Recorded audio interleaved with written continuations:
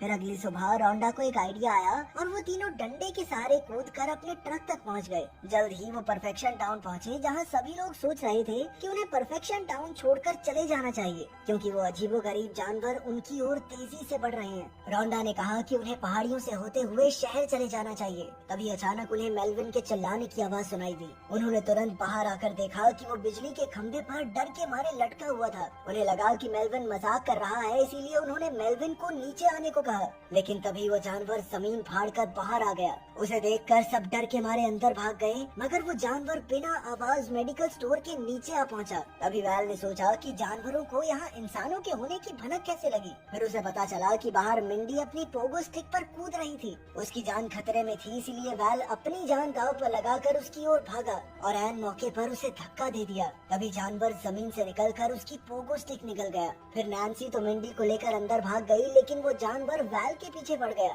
वहीं दूसरी ओर एक और जानवर अर्ल और रोंडा की तरफ बढ़ रहा था। उसे देखते ही अर्ल स्टोर की तरफ दौड़ा, लेकिन रोंडा मेलविन की ओर भागी और अचानक उसका पैर तारों में फंस गया। पर तब वैल ने एक बार फिर से बीच में आकर कुल्हाड़ी से जानवर पर वार कर दिया। इस तरह उसने रोंडा की जान बचाई और सभी स्टोर की तरफ भागे। अब उन्हें लग रहा था कि वो सुरक्षित थे, पर तभी वहाँ के फ्रिज से जोरदार आवाजें आने लगी। अचानक वही भयंकर जानवर जमीन फाड़ कर बाहर निकला और एक आदमी को कच्चा चबा गया। जल्द ही वहाँ और जानवर आ गए और सब डर के मारे स्टोर की छत पर भागे। वहीं बर्ट और हेदर ने सबको छत पर देखा और अचानक जानवर उनके घर की दीवार तोड़कर वहाँ भी आ गया। पर वो इसके लिए तैयार थे और उन्होंने अपनी बंदूकों से गोलियां चलाकर उसे मार डाला। अब सिर्फ 2 जानवर बाकी थे। लोगों ने बर्ट और हेदर की बहादुरी पर खूब तालियां बजाई, लेकिन जल्द ही इन जानवरों ने इमारतों की नींव हिलाकर उन्हें तोड़ना शुरू कर दिया, जिससे कई लोगों की जान चली गई। तब अर्ल ने बुलडोजर में वहाँ से भागने का प्लान बनाया। अब उसने जानवरों का ध्यान भटकाने के लिए खाली ट्रैक्टर को चलाकर दूसरी ओर छोड़ दिया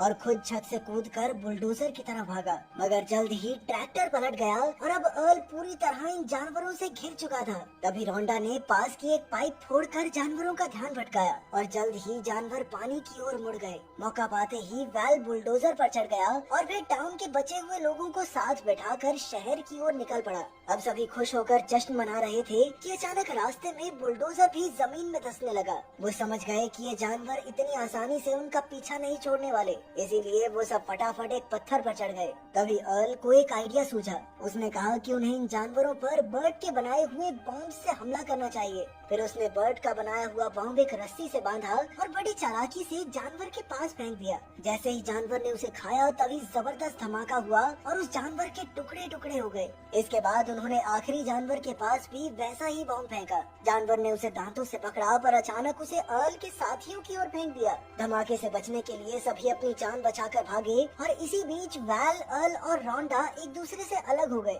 वो तुरंत एक चट्टान की ओर भागे, पर तभी वो जानवर उनके करीब आ गया, जिसके बाद वो एकदम जमकर खड़े हो गए जैसे उनमें जान ही ना हो। इस तरह वो फिर से उस जानवर को चकमा देने में कामयाब रहे, क्योंकि वो सिर्फ आवाज के जरिए ही अपने शिकार को पकड़ता था। तभी वैल के दिमाग में एक खतरनाक आइडिया आया। वो अर्ल और रोंडा के साथ तेजी से खाई की ओर भागने लगा और जल्द ही वो चट्टान के आखिर तक पहुंच गए। अब वो जानवर तेजी से उनकी ओर बढ़ रहा था। तभी अर्ल और रोंडा तो साइड हट गए, मगर वैल वहीं खड़ा रहा। जब वो जानवर उसके बिल्कुल करीब पहुंच गया तो वैल ऐन मौके पर दूर कूद गया। वो साइड में दौड़ा और वो जानवर तुरंत खाई में गिर गया। वो सीधा खाई के तीखे पत्थरों से जा टकराया और उसकी मौके पर ही मौत हो गई। आखिरकार लोगों ने जानवरों पर अपनी जीत का जश्न मनाया और वैल और रोंडा ने एक दूसरे को चूम लिया। चलो, इनका भी घर बस गया।